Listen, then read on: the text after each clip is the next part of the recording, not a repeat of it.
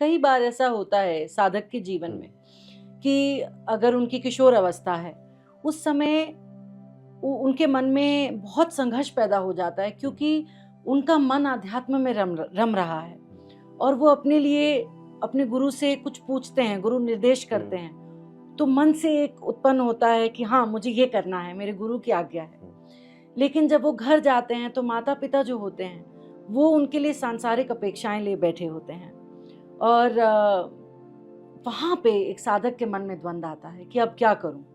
माँ बाप का, माता पिता का मन टूटे नहीं, दिल टूटे नहीं, उनकी भी सुननी है और आध्यात्म में मन रम रहा है, गुरु आज्ञा भी पूरी करनी है। तो स्वामी जी, अगर किसी के जीवन में ऐसा द्वंद्व उत्पन्न हो तो उसे क्या करना चाहिए?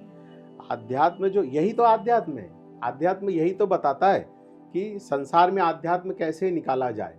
अध्यात्म बोलता है कि आप जो कुछ भी चीज लाते हो, आप रेडियो लेकर के आए, आप कैमरा खरीद करके लेकर के आए, आप बाइक लेकर के आए, फ्रिज लेकर के आए, टीवी लेकर के आए, तो अध्यात्म क्या बोलता है? आप टीवी, बाइक, मोबाइल, कैमरा, आप इसको मत देखो जी, इसके मूल में क्या चीज काम कर रही है आप उसको देखो जी। तो जब आप पाओगे कि इसके मूल में क्या चीज काम कर रही है, जो बल्ब में काम कर रहा है, जो कैमरे में काम कर रहा है, जो टीवी फ्रिज में काम कर रहा है, अगर उसको निकाल देता आपका टीवी फ्रिज काम करेगा क्या? नहीं करेगा। वो क्या है? पिन, प्लग, और उसमें क्या है? इलेक्ट्रिसिटी, बिजली। तो आध्यात्म बोलता है कि ये सब मोबाइल, टीवी, कैमरे की तरह है। माता पिता, भाई बहन, समाज के सारे लोग और आप स्वयं, जैसे ये सारे प्रोडक्ट हैं, सारी चीजें, ऐसे ही जो है ये भगवान के बनाए हुए प्रोडक्ट हैं। अब इन सबके पीछे मूल में क्या चीज काम कर रही है, जिसको आप निकाल दो तो आप काम करना बंद कर दो। वो है वो परमात्मा की शक्ति, परमात्मा की ऊर्जा। उसको आप, जैसे ये बिजली है, ऐसे ही शरीर को चलाने वाली बिजली है। तो वो जो बिजली है उसको कहा है प्रकृति, उसको कहा है आदि शक्ति, उसको कहा है मात्र शक्ति।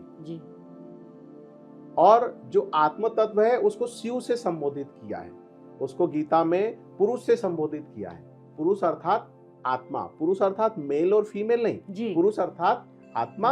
और इस शरीर को जो चला रही है शक्ति, आदि शक्ति, उसको कहा है प्रकृति।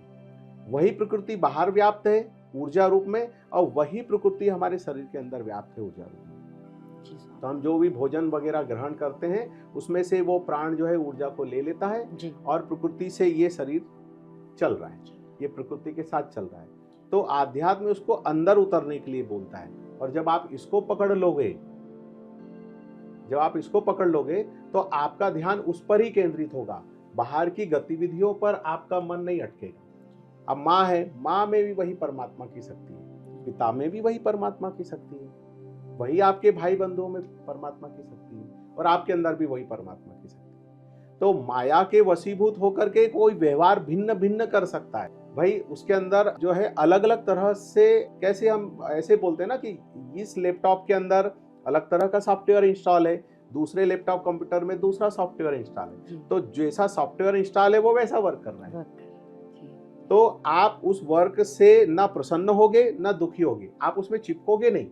आपको ये ज्ञान है कि इसका सॉफ्टवेयर ऐसा है इसलिए ये ऐसा काम कर रहा है, इसके अंदर ऐसा सॉफ्टवेयर है इसलिए ऐसा काम कर रहा है। तो जब व्यक्ति आपके साथ अच्छा व्यवहार करेगा तो आप प्रसन्न नहीं होगे, अच्छा व्यवहार कर रहा है क्योंकि उसके अंदर सॉफ्टवेयर वैसा इंस्टॉल है। और कोई बुरा व्यवहार आपके साथ कर रहा है तो आप दुखी नहीं होगे क्योंकि उसके अंदर वैसा सॉफ्टवेयर इंस्टॉल किया हुआ है, इसलिए वो आपके साथ वैसा व्यवहार कर रहा है। अब दोनों सॉफ्टवेयर के पीछे मूल तत्व क्या है? परमात्मा की शक्ति है। अब आप ऐसा भी उसको जान सकते हो। आप दूसरे तरीके से ऐसा भी जान सकते हो कि आप जो पूर्व जन्म में अलग अलग तरह के कर्म करके आए हो, तो ये तो कर्म भूमि है, यहाँ पे आप अपने कर्मों का हिसाब पूरा करने के लिए आए हो। तो अब कर्मों का हिसाब किया जा रहा है।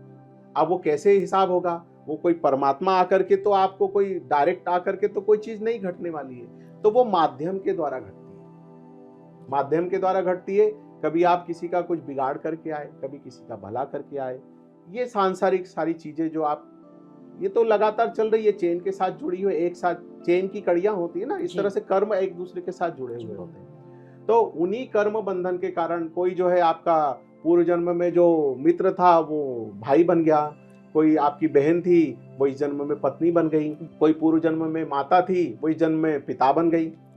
तो ऐसे अलग अलग संस्कारवश वो आत्माएं जुड़ती हैं और वो एक परिवार, एक आभा मंडल, एक सर्कल तैयार करती है और उस तरह से वो जीवन जीती है। ज्ञान बोलता है प्रेम मार्ग, भक्ति मार्ग, ज्ञान मार्ग, सारे मार्ग का मूल यही होता है कि सबके पीछे परमात्मा को देखना और उस परम तत्व को देखते हुए अपने जीवन को जीना और विचलित नहीं होना।